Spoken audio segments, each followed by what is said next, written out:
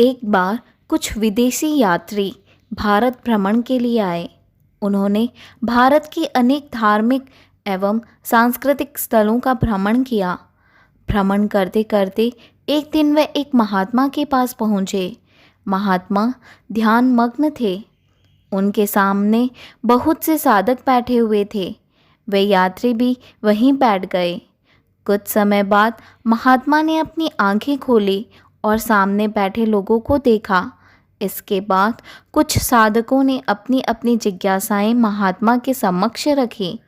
महात्मा ने उन सभी जिज्ञासाओं का समाधान बड़ी ही शांत मुद्रा में उनको बताया। यह देखकर उन विदेशी यात्रियों के मन में भी जिज्ञासा उत्पन्न हुई और उन्होंने भी अपनी जिज्ञासा प्रकट की। उन्होंने कहा, महात्मा जी, हम पिछले कई दिनों से भारत भ्रमण कर रहे हैं। जहाँ भी जाते हैं वहाँ पर लोगों के मुख से यही सुनते हैं कि धर्म करना चाहिए, धर्म ही सब कुछ है, इसके अतिरिक्त कुछ नहीं। लेकिन हमारे यहाँ तो ये धर्म नाम की कोई चीज़ होती ही नहीं। तो बताइए फिर भला हम इसे कैसे करें? ये सुनकर महात्मा मंद मंद मुस्कराए। फिर बोले, ऐसा नहीं हो सकता। ऐसी तो इस सृष्टि में कोई जगह ही नहीं है जहाँ धर्म नहीं हो। शायद तुम्हें कोई भ्रम है।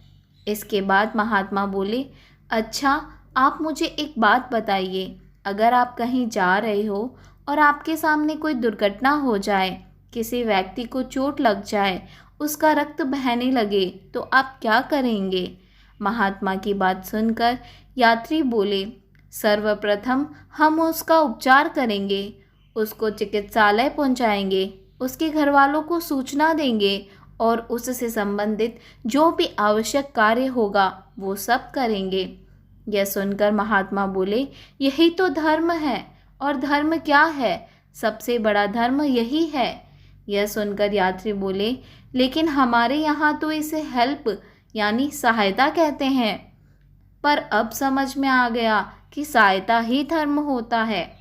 और वह सब प्रसन्न मन से अपने गंतव्य की ओर प्रस्थान कर गए।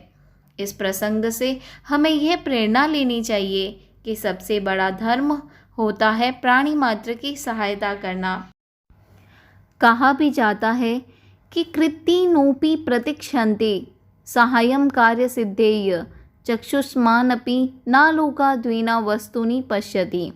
अर्थात चतुर व्यक्ति भी कार्य को सिद्ध करने के लिए सहायक की अपेक्षा रखता है और आँख वाला भी प्रकाश के बिना पदार्थों को नहीं देख पाता है।